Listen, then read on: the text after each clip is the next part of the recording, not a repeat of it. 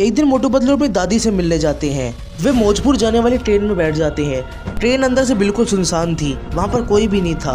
मोटू पतलू को थोड़ा सा अजीब लगने लगा, फिर भी वे लोग ट्रेन में बैठे रहे। फिर धीमे धीमे करके उन्हें नींद आ गई और वो ट्रेन में सो गए। तभी मोटू पतलू की ट्रेन एक सुनसान प्लेटफॉर्म पर रुकी और बहुत देर तक ट्रेन आगे नहीं बढ़ी। मोटू पतलू जब बाहर निकल के देखने गए तो देखा कि प्लेटफॉर्म बिल्कुल खाली पड़ा है।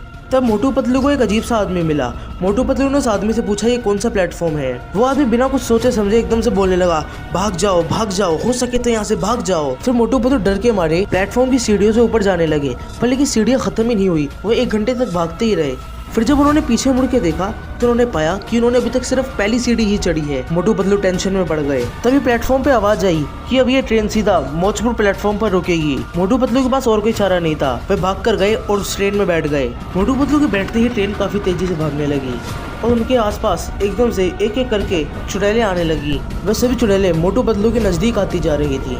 तभी पतलू को याद आया कि उनके पास एक हनुमान जी का लॉकेट है। लॉकेट निकालते ही दृश्य बदला और उन्होंने पाया कि वे अभी भी प्लेटफॉर्म पर ही खड़े हैं। फिर वे उन्हीं सीढ़ियों से भागकर जाने लगे और वे बाहर पहुंच गए। मोटू पतलू एक मंदिर में जाके सो गए। फिर मोटू पतलू ने वहाँ के पुजारी से पूछा कि क्या इस प्लेटफॉर्म पे भूत का साया है।